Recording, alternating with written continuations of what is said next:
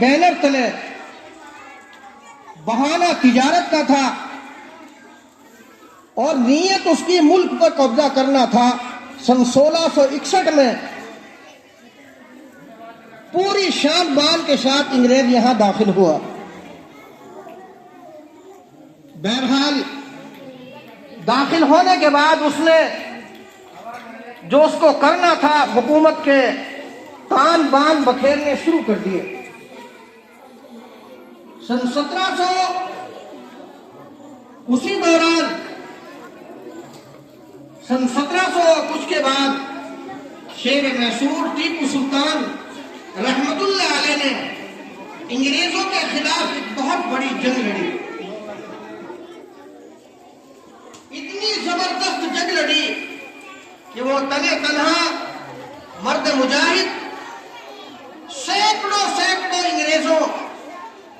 اور ملک کے دشمنوں کو اپنی تلوار سے زیر کر دیا کرتا تھا. وہ ایسا مرد مجاہد تھا. وقت نے ساتھ نہ دیا. سن 1799 کے اندر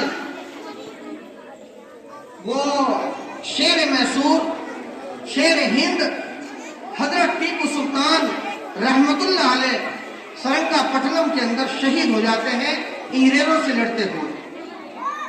اتنا بڑا بہادر تھا کہ انگریز نے یہ طے کر لیا تھا کہ ہمیں ہندوستان کی سرزمین اگر یہ شہید نہ ہوا یا قید و بند کے اندر نہ آیا ٹیپو سلطان تو ہمیں ہندوستان سے بھاگنا پڑے گا. بہرحال سن 1799 میں انگریز نے ٹیپو سلطان کی شہادت کے بعد سن 1803 کے اندر دہلی کے لال قلعے پر اپنا جھنڈا بلند کر دیا اور یہ اعلان کر دیا کہ آج سے ملک ہمارے قبضے میں اور تسلط میں آ گیا ہے. اب ہندوستان کے اندر کوئی آدمی ایسا نہیں جو ہمیں چیلنج کر سکے. اس شیر میسور کی لاش پر کھڑے ہو کر انگریز نے یہ کہا کہ آج سے حکم ویسٹ انڈیز کمپنی کا چلے گا. انگریز بہادر کا حکم چلے گا اور خلقت خدا کی ہے, ملک بادشاہ کا ہے اور حکم جو یہاں چلے گا تو وہ انگریز کا چلے گا, ایسٹ انڈیز کمپنی کا چلے گا. یہ آواز نکالنی تھی تو اس وقت میں ایک بہت بڑے عالم تھے حضرت شاہ عبدالعزیز محدث دہلوی رحمۃ اللہ علیہ. بہت بڑے عالم تھے. انہوں نے اس اینٹ کا جواب پتھر سے دیا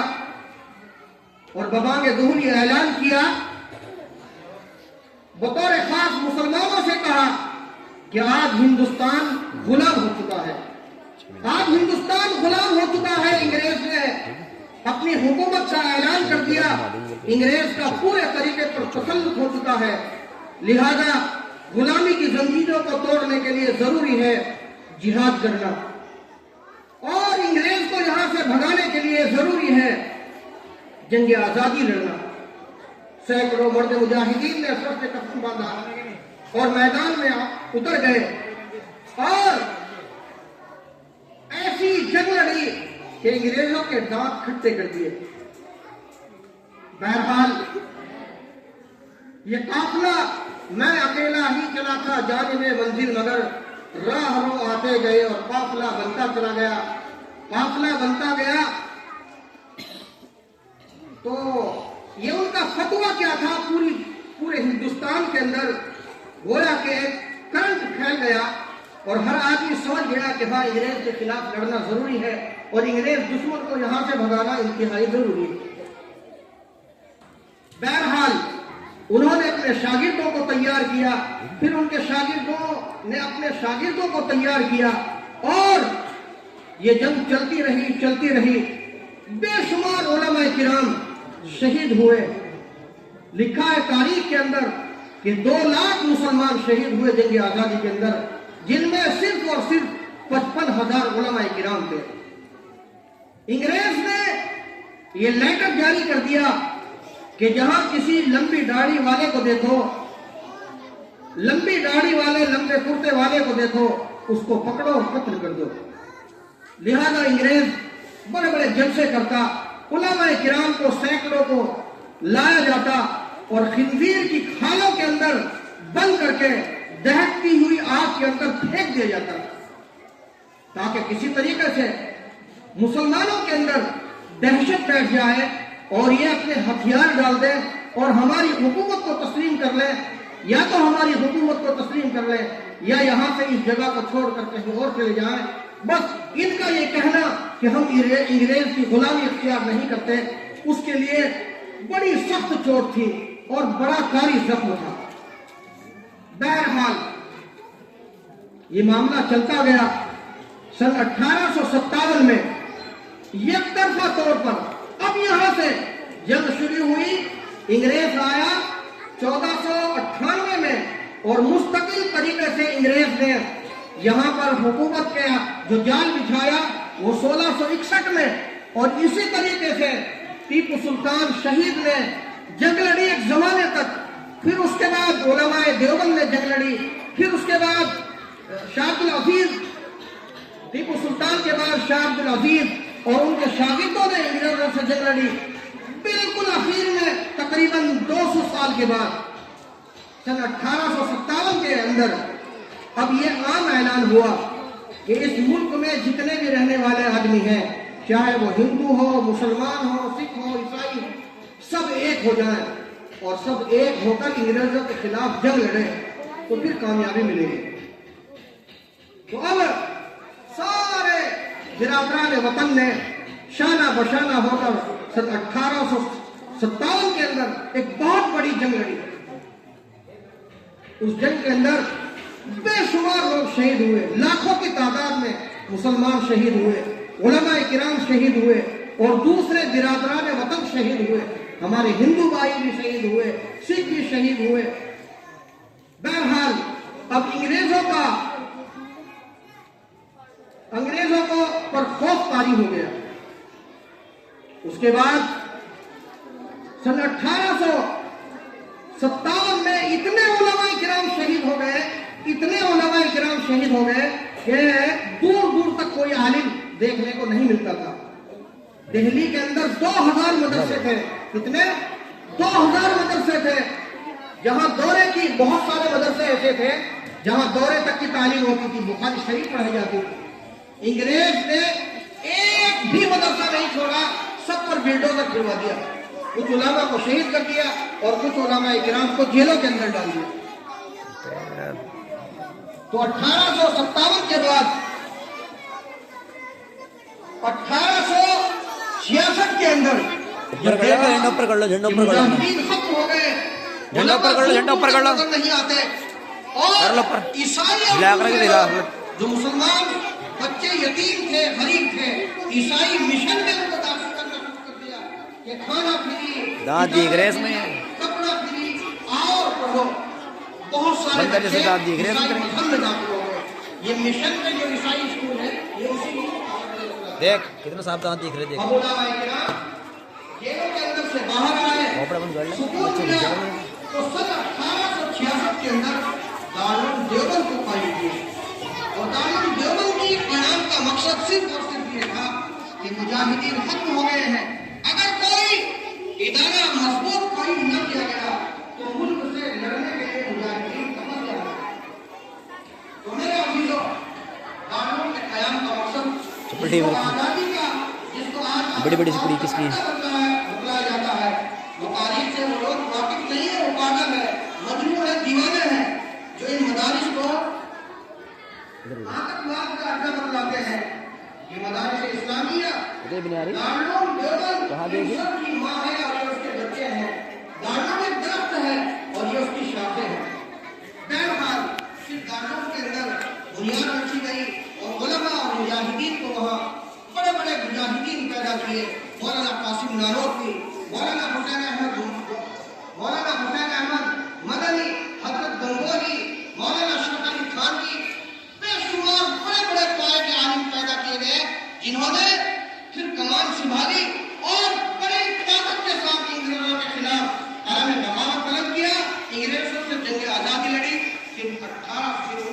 1947 کے اندر قیادت جب ہندوستان آزاد ہوا شروع سے لے کر آخر تک قیادت اور جھنڈا مسلمانوں کے ہاتھ میں رہا، علماء کے ہاتھ میں رہا، اور انہی کی قیادت میں مہاتما گاندھی اگرچہ شامل تھے، سبھاش چندر بوس بھی شامل تھے، پنڈت جواہر لال نہرو بھی شامل تھے، لیکن اصل قیادت علماء کرام کی تھی کہ یہ ملک آزاد ہوا سن 1947 کے اندر۔ انگریز نے کہا کہ اگر اس جنگ آزادی کو مسلمان نہ لڑتے تو ہم کبھی بھی قیامت کی صبح تک ہندوستان کو آزاد نہ ہونے دیتے، لیکن چلتے چلتے انگریز نے ایک شوشہ چھوڑ دیا، وہ یہاں پنپ چکا تھا، پہچان چکا تھا، اور اس چیز کو اچھی طریقے سے سمجھ چکا تھا کہ مسلمان بڑی مجاہد قوم ہے، یہ جب کوئی کام کرتی ہے تو بڑے تن من دھن سے یہ لگ کر کام کرتے ہیں، مسلمان بڑی قربانی دینے والا انسان ہے، تو انہوں نے جاتے جاتے ایک شوشہ چھوڑ دیا کہ قربانیاں تو تمہاری ہے اور ملک پر راج دوسرے لوگ کریں گے، تو تم اپنا ملک الگ مانگ لو، تم اپنا تقسیم کر لو اور اپنا حصہ الگ لے لو۔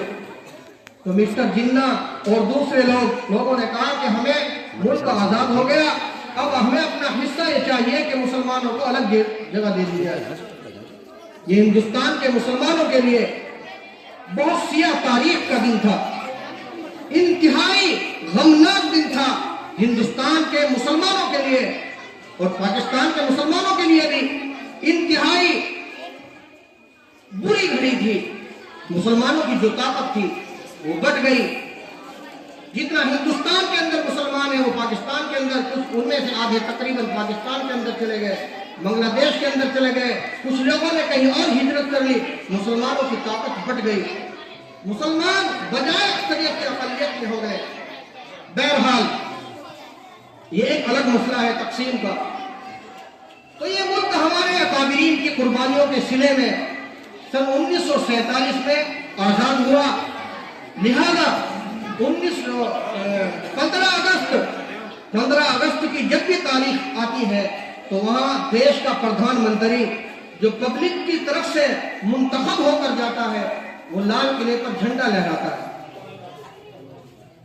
اور پھر اس کے بعد ملک آزاد ہو گیا، لیکن ملک کا کوئی قانون نہیں بنا۔ مختلف مذہب کے لوگ بیٹھتے، ہمارے اکابرین بیٹھتے، سر جوڑ کر بیٹھتے تھے اور ملک کا دستور لکھتے تھے۔ 2 سال اس دنوں کے یعنی تقریباً 3 سال کے وقت میں ملک کا دستور بنا، ملک کا سیکولر قانون بنا۔ کئی مرتبہ یہ بات پیش آئی کہ ملک کو ہندو راشٹر کے نام سے جانا جائے، ملک کو ہندو راشٹر بنا دیا جائے۔ اسی طریقے سے بہت ساری ایسی باتیں آئی جو مسلمانوں کے مذہب کے منافی تھی، لیکن مولانا ابوالکلام آزاد اور اسی طریقے سے مولانا حسین احمد مدنی اور اسی طریقے سے مولانا اشفاق اللہ اعظمی، یہ دوسرے اکابرین، ان کی جد و جہد اور کوششوں سے ملک کا سیکولر قانون بنا، جمہوری قانون بنا کہ یہاں ملک میں رہنے والے چاہے مسلمان ہو یا ہندو ہو، سکھ ہو عیسائی ہو، تمام کو برابری کا حق ہے۔ وہ سیکولر قانون بنایا گیا، دستور بنایا گیا، اور پھر اس کا نفاذ سن 1950 سے اس کا مستقل طور سے کہ آج سے ملک کا جو قانون ہے سیکولر قانون ہے، جمہوری قانون ہے، اور یہ جمہوری ملک ہے، سیکولر ملک ہے۔ یہاں رہنے والے ہر فرد بشر کو ملک میں آزادی سے رہنے کا، عبادت کرنے کا، جینے کا پورا حق ہے۔ جتنا حق غیر مسلم کو ہے اتنا ہی مسلمان کو ہے، جتنا حق مسلمان کو ہے اتنا ہی عیسائی کو ہے، جتنا ہندو کو ہے اتنا ہی دلت کو ہے۔ لیکن کچھ دنوں تک تو یہ مسئلہ چلا، آزادی کے کچھ ہی دنوں کے بعد افرقے بازی، ہندو مسلم سکھ عیسائی یہ کرو وہ کرو، یہ خلافات شروع ہو گیا۔ اور آج جو آپ حضرات صبحی اخبار کی جو سرخی دیکھتے ہیں کہ فلاں شہر کے اندر مسلمان کو زبردستی قتل کر دیا گیا، فلاں شہر کے اندر تبلیغی جماعت کو مسجد سے نکال دیا گیا، فلاں شہر کے اندر مسجد پر بلڈوزر چلا دیا گیا، اور فلاں شہر اور دیہات کے اندر مدرسے کو زیر زمین کر دیا گیا۔ یہ مسلمان کے یہ اقتدار پر بیٹھنے والوں کا مسلمانوں پر سراسر ظلم ہے، ظلم ہے، ظلم ہے، ظلم ہے۔ ہمارے اکابرین اس جنگ کو لڑ رہے ہیں اور انشاءاللہ لڑتے رہیں گے۔ دعا کیجئے کہ ملک سیکولر تھا سیکولر رہے، ملک سیکولر تھا سیکولر رہے، اور جو لوگ نفرت پھیلاتے ہیں اللہ تبارک و تعالیٰ ان کو ہدایت نصیب فرمائے، اور جن لوگوں نے اس ملک کے لیے قربانیاں دی ہیں اللہ تبارک و تعالیٰ ان کو اجر عظیم عنایت فرمائے اور ان کو جنت الفردوس میں اعلیٰ مقام نصیب فرمائے۔ بہرحال یہ مختصر سی کچھ ضروری باتیں تھی میں نے عرض کی، اور مدرسوں کے اندر یہ چیزیں بتلائی جاتی رہتی ہیں، پروگرامات کرائے جاتے رہتے ہیں، لہذا ہمارے بچے، اساتذہ اور ہمارے بزرگ ان پروگراموں میں شرکت کرتے رہیں، اور جب پروگرام میں شرکت کیا کریں تو ترانہ نظم تقریر کرنے والے جو بچے یہاں اسٹیج پر کھڑے ہوتے ہیں ان کی حوصلہ افزائی بھی کیا کریں۔ ہمارے بچوں نے بچیوں نے کئی ایک قرآن شریف پڑھے ہیں، ملک کے لیے آزادی پیش کرنے والے مجاہدین آزادی کے لیے جو اپنی قبروں کے اندر آرام فرما ہے، جنہوں نے ملک کے اندر بے شمار قربانیاں دی ہیں، اپنے بچوں کو یتیم کیا، بیویوں کو بیوہ کیا، اپنا گھر بار چھوڑا، لیکن وہ اگر قربانی نہ دیتے تو آج تو کہ غلامی ہماری گردنوں میں پڑا ہوا ہوتا، ہم انگریز کے غلام ہوتے، لیکن انہوں نے قربانیاں دی تو ہمارا حق بنتا ہے کہ ہم ان کو ایصال ثواب کریں، اور جب بھی 15 اگست یا 26 جنوری کی تاریخ آئے تو ہم ان کے کارناموں کو گنا کریں اور ان کو گلہائے عقیدت پیش کیا کریں، اور چاہے وہ ہمارے دوسرے برادران وطن ہو ان کو بھی شردھانجلی پیش کرتے رہا کریں۔ یہ ان کا ہمارے اوپر تعلیمی حق ہے، پڑھنے لکھنے والوں کا یہ ہمارے اوپر تعلیمی حق ہے، اس لیے کہ ہم جانتے ہیں کہ انہوں نے قربانیاں دی۔ ایک طبقہ ایسا ہے جو نہیں جانتا، لیکن اہل علم کا فریضہ ہے کہ وہ اپنے علم کے مطابق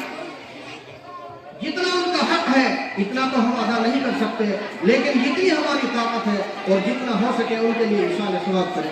تو ہمارے مدرسے کے طلباء نے، طالبات نے قرآن شریف پڑھا ہے، اب اس کا ثواب ان کو پہنچانا ہے، ایصال ثواب کرنا ہے اکابرین اور مجاہدین آزادی کو، اور ملک میں امن و امان کی دعائیں کرنی ہے، اور پورے عالم کے لیے امن و امان کی دعائیں کرنی ہے، اور دین کی سلامتی کے لیے، ملک کی سلامتی کے لیے اور ملک کی ترقی کے لیے دعائیں کرنی ہے۔ دعا کیجئے اللہ تبارک و تعالیٰ ملک میں امن و امان قائم رکھے، اور نفرتوں سے اور اسی طریقے سے جھگڑوں سے، فساد سے اللہ ہمارے ملک کی اور ہماری حفاظت فرمائے۔ خاص طور پر جو ملک میں فتنہ پھیلانے والوں کی جو بری نظر مسلمانوں پر لگ رہی ہے، مدرسوں پر لگ رہی ہے، مسجدوں پر لگ رہی ہے، جہاں چاہتے ہیں مسجدوں کو گرا دیتے ہیں، مدرسوں کو گرا دیتے ہیں، یہ نشے و فراز ہم 1400 سال سے جھیلتے آ رہے ہیں۔ یہ ظلم، یہ زبردستی اور یہ چیزیں پیارے نبی محمد رسول اللہ صلی اللہ علیہ وسلم پر کون سا دنیا کا ایسا ظلم ہے جو پیارے نبی سید الکونین کے اوپر مشرکین نے نہ کیا ہو؟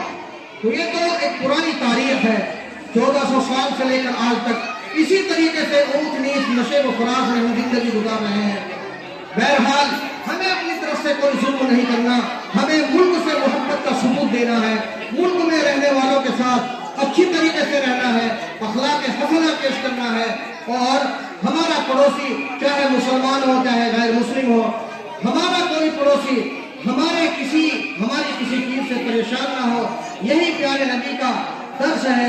یہی اسلام کی تعلیم ہے، ہمیں اسلامی تعلیمات کی روشنی میں زندگی گزارنی ہے۔ دعا کرنے کو الحمدللہ رب العالمین۔